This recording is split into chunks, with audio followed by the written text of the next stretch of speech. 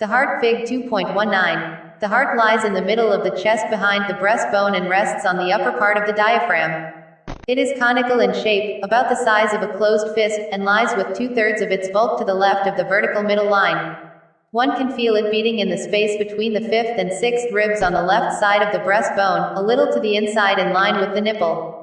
The heart is enclosed in a sac called the pericardium, and between the heart and the sac is a thin layer of fluid. This allows heart movement with the least possible amount of friction.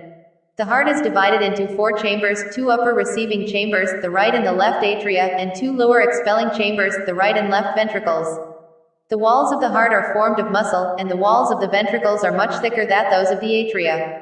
A muscular partition completely divides the heart into a right half and left half, so that no blood can pass directly from one half of the heart to the other. Each side of the heart therefore has its atrium or receiving chamber, and its ventricle or expelling chamber, so that there are 2 distinct systems of blood circulation in the body.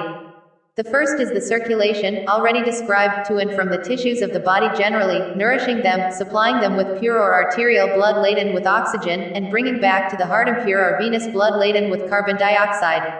This circulation system starts in the left ventricle, follows through the aorta, and brings the blood back by the large veins to the right atrium. It is called the general or systemic circulation, Fig 2.15-2.20. Second, there is the circulation system that conveys the impure blood to the lungs. In the capillaries, the blood gives off carbon dioxide to the air and takes up oxygen. The blood is then returned to the heart purified in the sense that it has rid itself of the impurity, carbon dioxide, and has regained its full load of oxygen.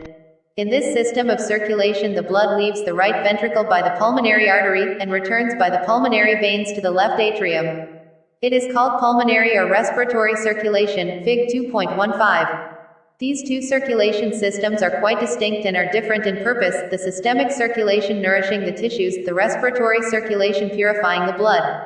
On the right side of the heart, then, we find the great veins bringing the impure blood to the right atrium, from which it passes to the right ventricle, and from this again, by the pulmonary artery to the lungs. The right side of the heart therefore contains only impure or venous blood.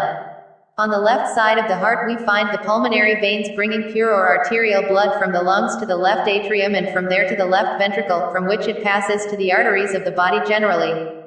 The left side of the heart therefore contains only pure or arterial blood.